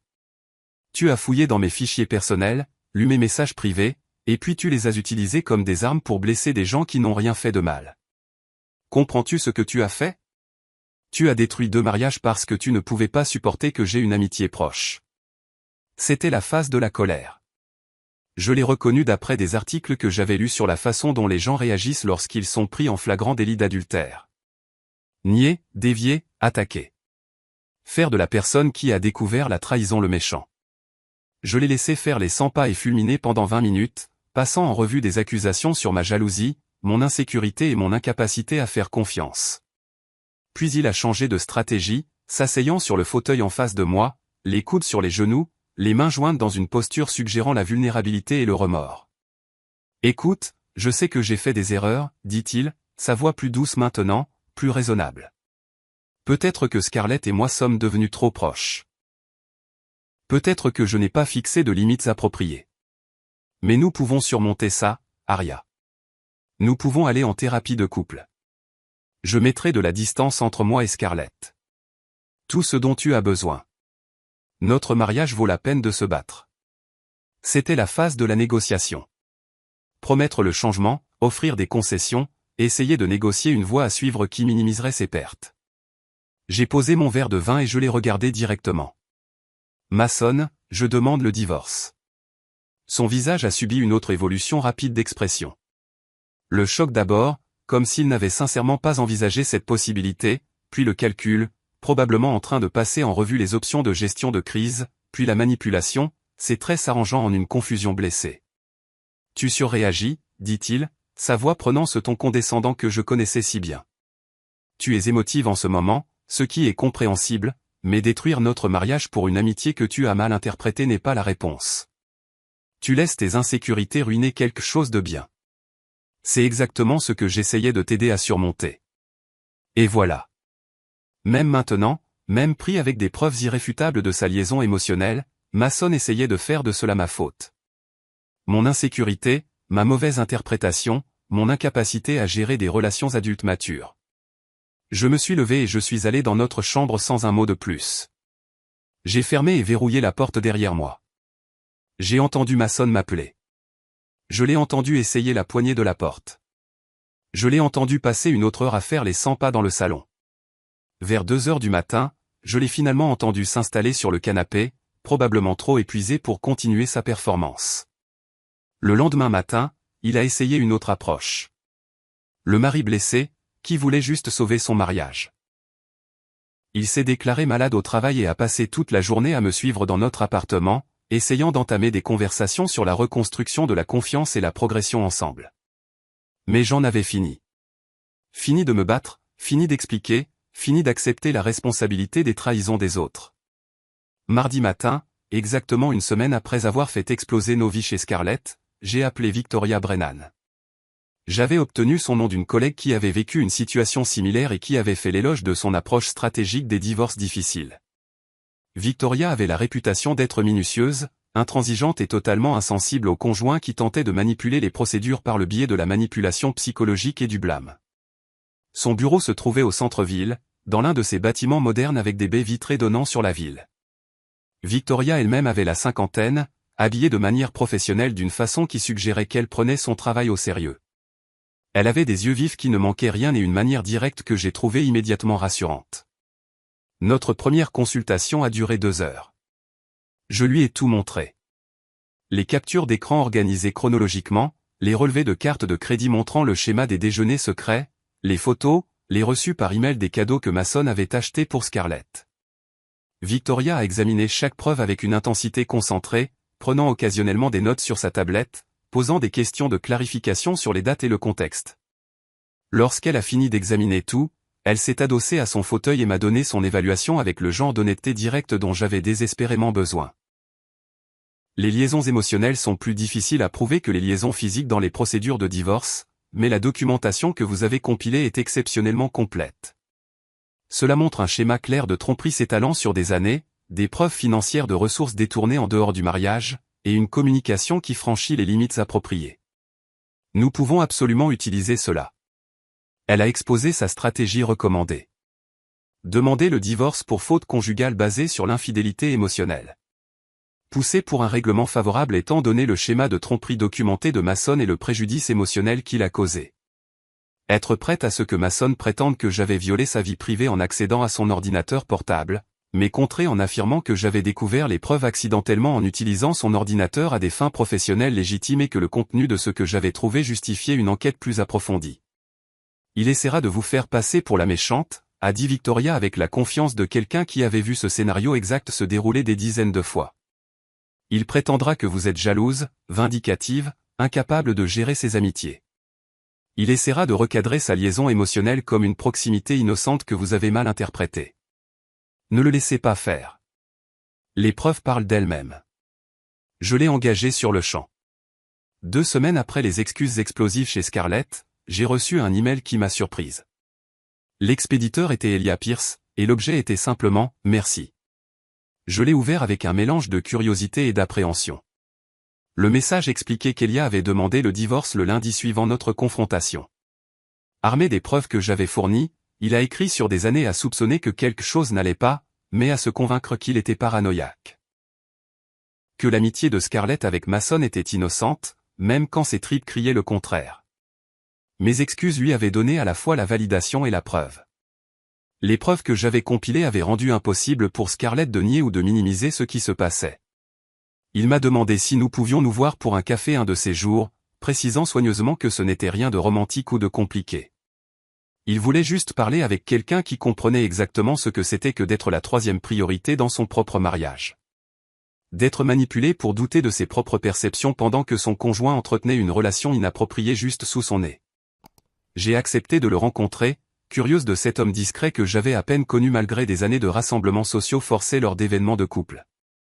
Nous nous sommes rencontrés dans un petit café du centre-ville un mercredi après-midi. Elia avait l'air différent de ce que j'avais jamais vu. L'épuisement résigné qui avait toujours caractérisé son expression lors des fêtes avait disparu, remplacé par quelque chose de plus solide et présent. Il ressemblait à quelqu'un qui avait enfin cessé de porter un poids qu'il portait depuis trop longtemps. Notre conversation s'est déroulée facilement, d'une manière que je n'avais pas prévue. Il n'y avait pas besoin de faux-semblants ou de performances. Nous nous étions déjà vus dans nos pires moments, avions tous deux été humiliés publiquement dans le même salon, et avions tous deux découvert que nos instincts avaient eu raison depuis le début. Elia m'a parlé d'années à regarder le visage de Scarlett s'illuminer lorsque Mason appelait ou envoyait un texto. D'avoir exprimé son malaise face à leur amitié et de s'être fait dire qu'il était trop sensible, trop jaloux, incapable de gérer des relations adultes matures. De l'érosion lente de la confiance qui se produit lorsque quelqu'un vous fait constamment douter de vos propres perceptions tout en maintenant que c'est vous qui avez un problème. C'était comme écouter mes propres expériences se refléter sous un angle différent. Nous avions vécu des cauchemars parallèles dans nos mariages respectifs, tous deux manipulés et abusés psychologiquement par des personnes qui prétendaient nous aimer tout en donnant la priorité à leur liaison émotionnelle. Grâce à des amis communs et à une observation occasionnelle des réseaux sociaux au cours des mois suivants, j'ai appris que Mason et Scarlett avaient essayé de construire une véritable relation après que les 2 divorces aient été enclenchés. La prévisibilité de la chose était presque drôle. Une fois que leur connexion n'était plus interdite ou secrète, une fois qu'ils devaient faire face à la logistique réelle d'une relation au lieu de moments émotionnels volés et de textos tard dans la nuit, le fantasme s'est effondré sous le poids de la réalité quotidienne. Ils ont duré exactement 4 mois. Des amis communs ont rapporté des tensions croissantes presque immédiatement. Scarlett aurait eu du mal avec la situation financière de Mason après que les règlements de divorce l'aient laissé à court d'argent. Mason a découvert que le besoin constant d'attention et de validation de Scarlett, qui avait semblé attachant lorsqu'il était dirigé vers lui à distance par des messages soigneusement sélectionnés, devenait épuisant lorsque c'était sa responsabilité à plein temps de le gérer. La relation qui avait semblé si spéciale et profonde lorsqu'elle était menée par SMS et déjeuners secrets s'est avérée n'être qu'une illusion lorsqu'elle a été forcée à l'existence quotidienne. Ils se sont séparés discrètement, sans l'explosion dramatique qui avait marqué la fin de leur mariage. Juste un triste pétard mouillé qui prouvait ce que je soupçonnais depuis le début. Ce qu'ils avaient n'était pas de l'amour ou une connexion profonde. C'était le frisson des liaisons émotionnelles et la validation d'être la priorité secrète de quelqu'un. Le fait de savoir que la relation de Mason et Scarlett avait implosé si spectaculairement après tout ce qu'ils avaient risqué m'a donné un étrange sentiment de clôture. Pas de la satisfaction exactement, bien qu'il y ait eu un élément de justification, mais plutôt la confirmation que mes instincts avaient été corrects depuis le début.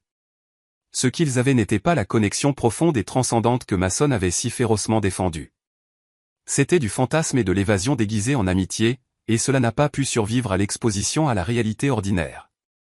6 mois après cette soirée explosive du samedi chez Scarlett, j'étais assise dans le bureau de Victoria au centre-ville, signant les derniers papiers du divorce. Le soleil de l'après-midi filtrait à travers ses baies vitrées, projetant de longues ombres sur la table de conférence polie où les documents étaient étalés en piles bien ordonnées. Victoria avait négocié un règlement plus favorable que ce à quoi je m'attendais.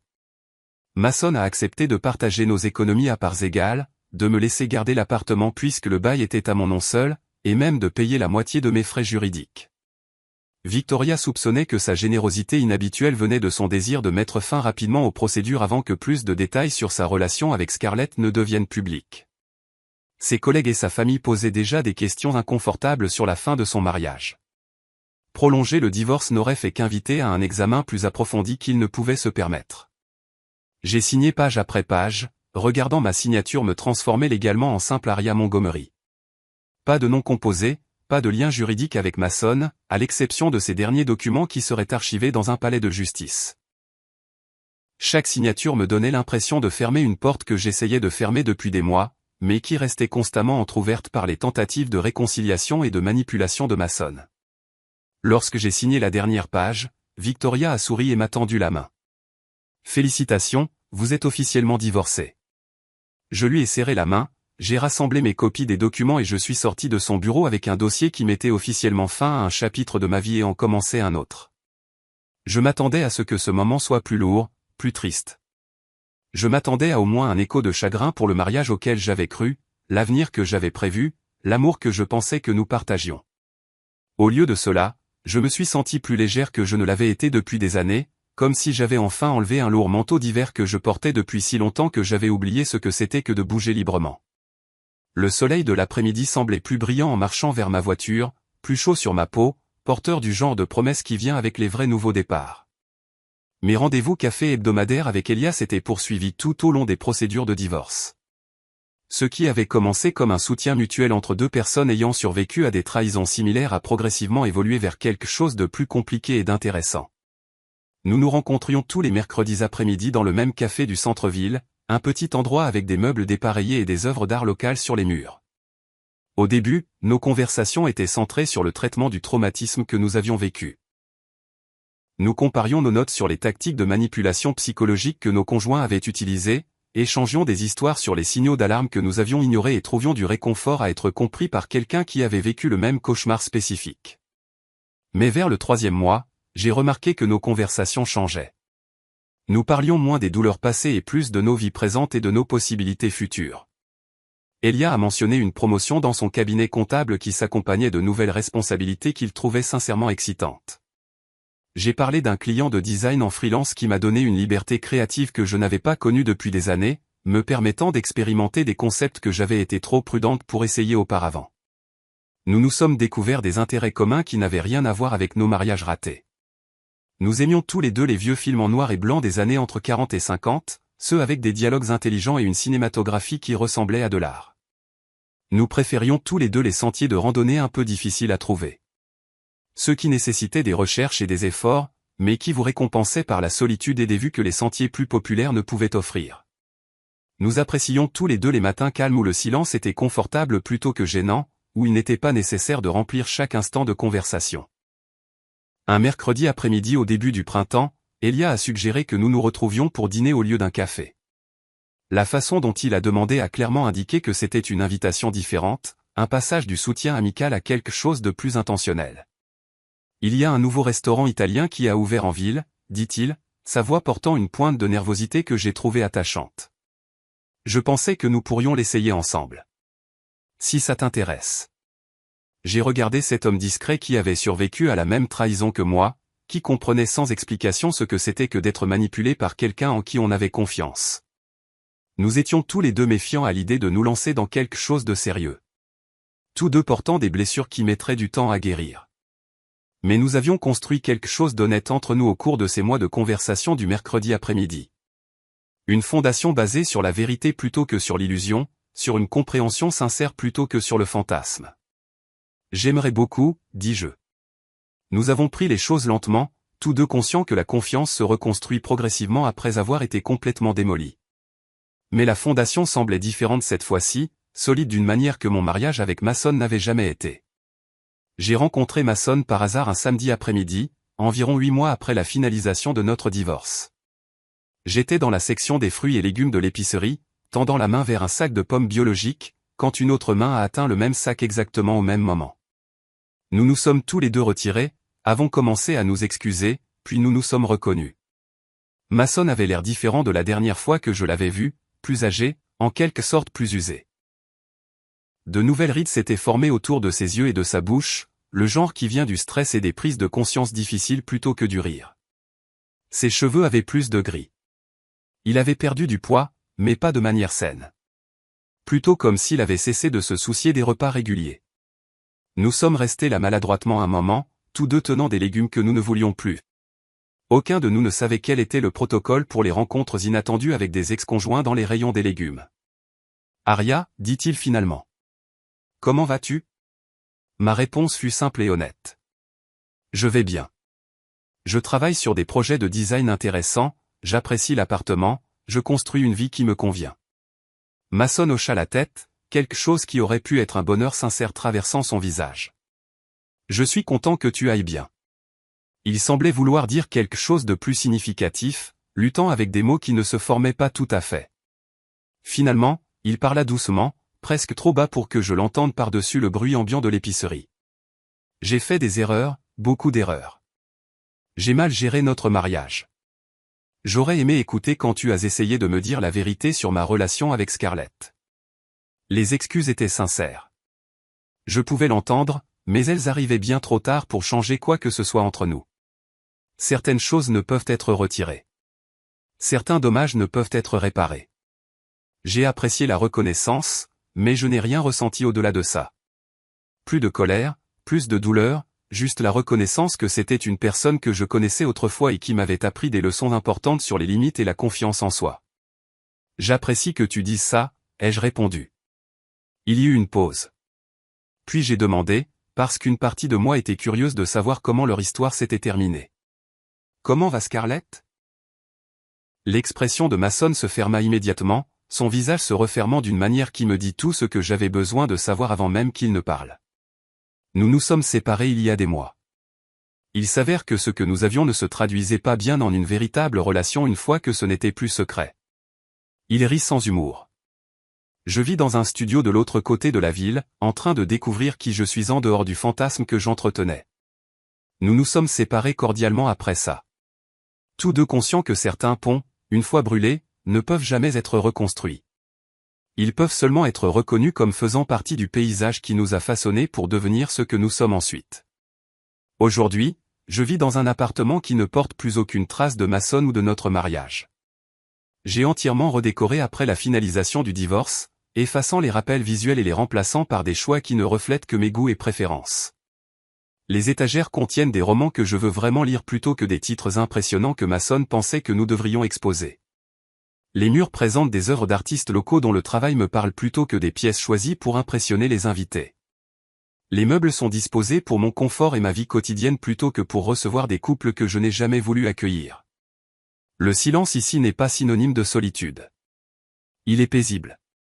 Le son d'une vie retrouvée, de limites respectées, de la vérité dite sans excuse. Elia et moi prenons toujours les choses lentement. Nous reconstruisons toujours la confiance qui a été démolie dans nos précédents mariages. Mais ce que nous construisons semble différent cette fois-ci. Honnête au lieu d'être joué, basé sur le respect au lieu de la manipulation, construit entre deux personnes qui comprennent la valeur de la vérité parce que nous avons tous deux payé le prix pour avoir vécu dans le mensonge. Je repense parfois à cette nuit-là, à ces excuses explosives qui ont fait voler en éclats plusieurs vies dans le salon soigneusement mis en scène de Scarlett. Une partie de moi se demande encore si j'aurais pu gérer les choses différemment, de manière plus privée, avec moins de dévastation publique pour toutes les personnes impliquées. Mais surtout, je comprends que certaines vérités doivent être dites à voix haute.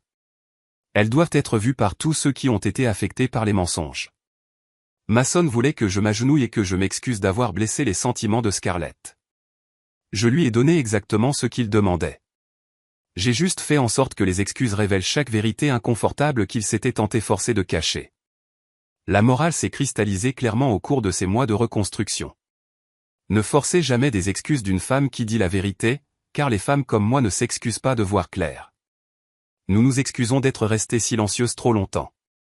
Et quand nous parlons enfin, nous réduisons en cendres chaque mensonge soigneusement construit. Mason a appris trop tard que forcer quelqu'un à s'excuser n'est une victoire que si vous contrôlez ce pourquoi il s'excuse. Je ne me suis pas incliné devant la vérité. Je l'ai utilisée comme une arme. Et ce faisant, j'ai reconquis ma vie, ma dignité et ma compréhension que parfois, la chose la plus puissante qu'une femme puisse faire est de refuser de faire semblant plus longtemps. Le silence dans lequel je vis maintenant n'est pas le silence de la soumission. C'est le silence de la paix qui vient après avoir finalement cessé de porter les mensonges des autres et commencé à vivre dans la lumière claire et vive de sa propre vérité. Si cette histoire de vérité calculée et de vengeance puissante vous a complètement captivé, appuyez sur le bouton j'aime dès maintenant. Ma partie préférée a été quand Arya s'est agenouillée comme pour présenter des excuses humbles, puis a révélé chaque vérité cachée sur la liaison émotionnelle de Mason et Scarlett devant leurs deux conjoints. Quel a été votre moment préféré? Dites-le dans les commentaires ci-dessous. Ne manquez pas d'autres histoires fascinantes de justice et de vérité comme celle-ci.